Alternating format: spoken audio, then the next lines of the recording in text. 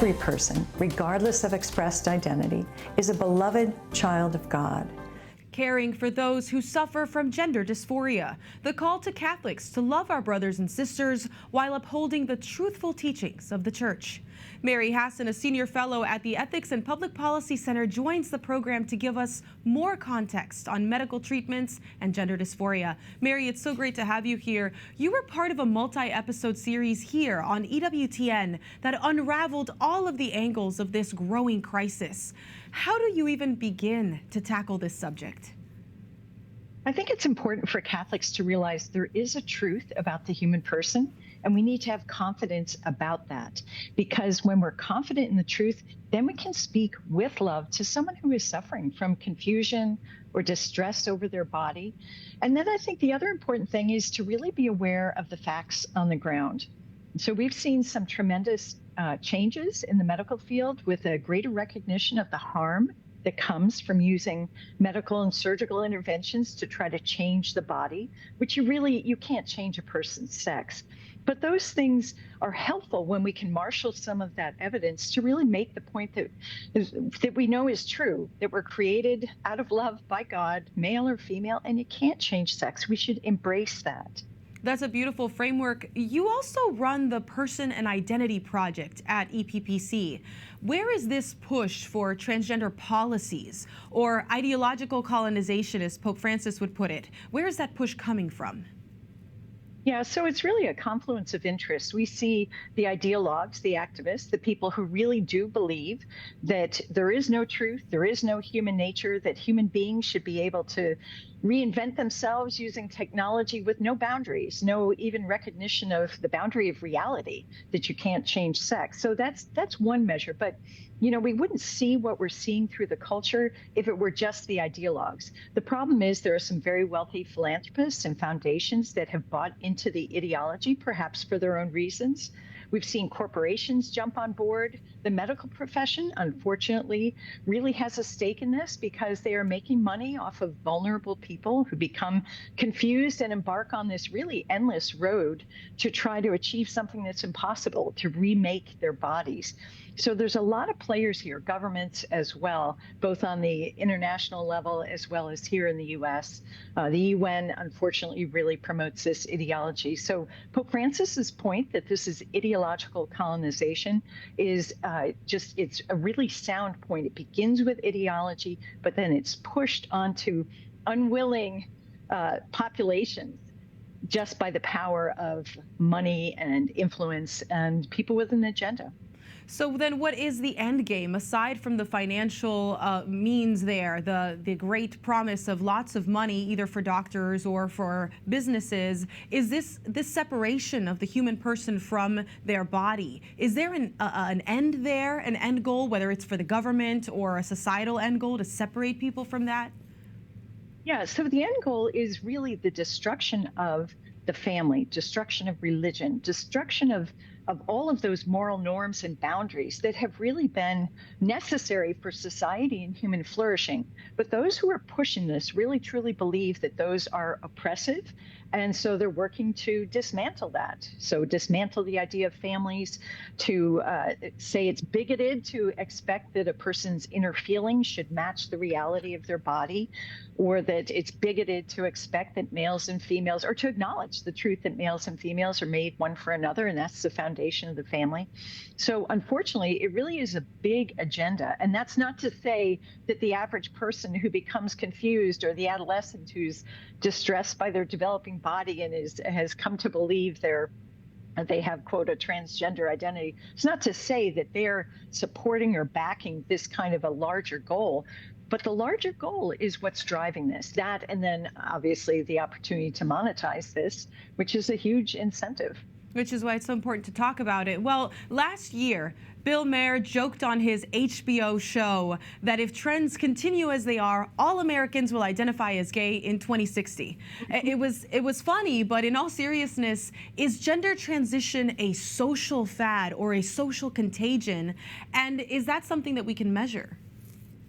Yeah, so it is, at least within certain generations, we do have evidence that when you see a cluster effect, so for example, if in a friend group, one person is really struggling with identity and comes out as trans, more than likely within that friend group, you're going to have other young people who embark down that path.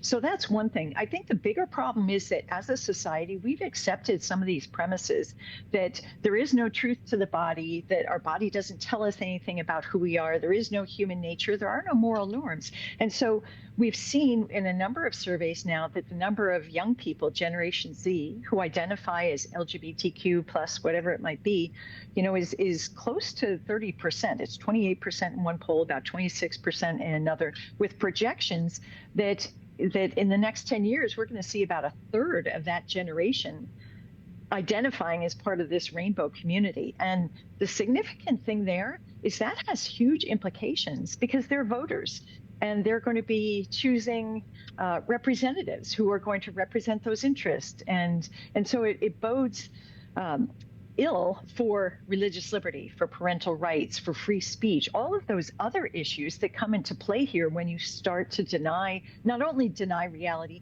but insist that others have to adopt your beliefs and have to function within the framework that you're setting up.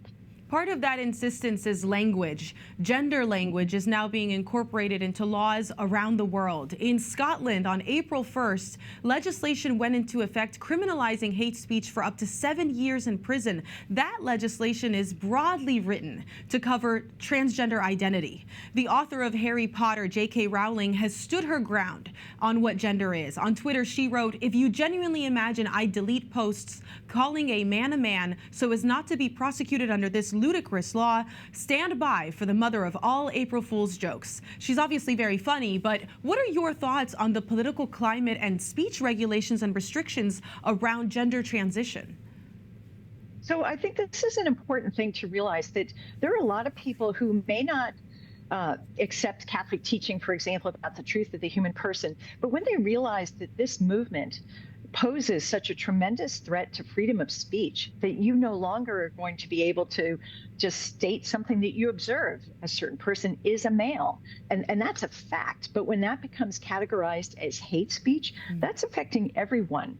And language is the touchstone to reality. So when you have a culture that is changing the meaning of words and criminalizing the use of reality-based language, you have a problem that is soon going to become coercive and really restrictive of, again, freedom of speech, but also freedom of religion. You mentioned the response of the church. The U.S. bishops have released guidelines. They released them a year ago this month to help Catholics understand how to confront gender ideology. In your opinion, has this made a difference, this pastoral guidance? Yeah, it was a very clear document. It was a document from the USCCB Doctrine Committee. It's called a doctrinal note, and they were specifically addressing the morality of medical and surgical interventions. In other words, the attempt to try to change your body to approximate the appearance of someone of the opposite sex, which is, first of all, an impossibility. But their analysis is really instructive. They start with the human person, what we know to be true, and then they talk about the harm, they talk about what this is. So it's a good document for people to read. But I think, too, one of the key things about that document was it set the stage for something else that's in motion, and that's for the bishops to revise the ethical and religious directives that pertain to Catholic healthcare institutions.